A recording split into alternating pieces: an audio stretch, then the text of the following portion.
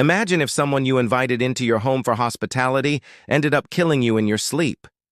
You probably wouldn't expect that to happen, especially if you were as powerful as Sisera, an oppressive commander with 900 iron chariots at your disposal.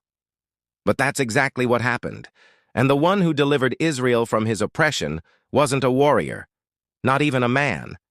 It was a woman named Jael, the wife of Heber, whose story I want to tell you about.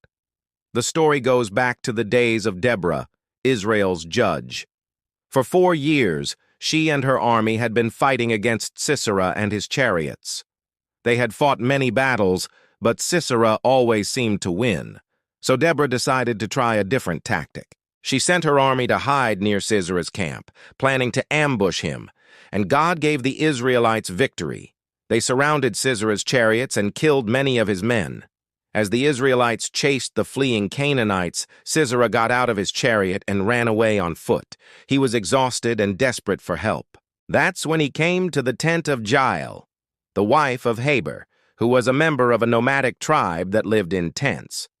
The Bible says that Jael welcomed him in, gave him milk to drink, and covered him with a blanket.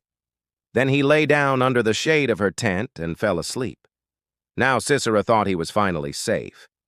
But he was wrong, because while he was sleeping, Jael took a tent peg and a hammer, and without waking him, drove the peg through his temple and pinned him to the ground. In other words, she assassinated him.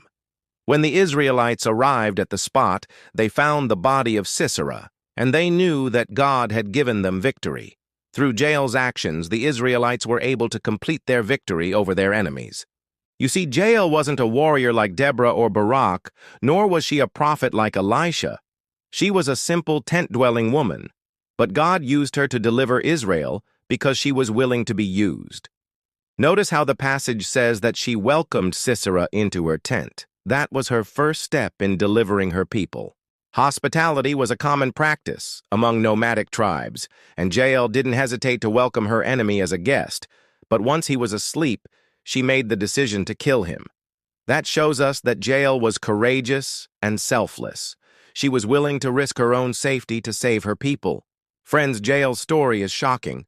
Some might even find it too violent to be a part of a faith story. But I think it has an important lesson for us. Sometimes God delivers us in ways we don't expect, and He sometimes uses people we wouldn't expect to be the means of our deliverance. Jael was just a simple woman who probably didn't have much power or influence. But in that moment of courage, she became a hero.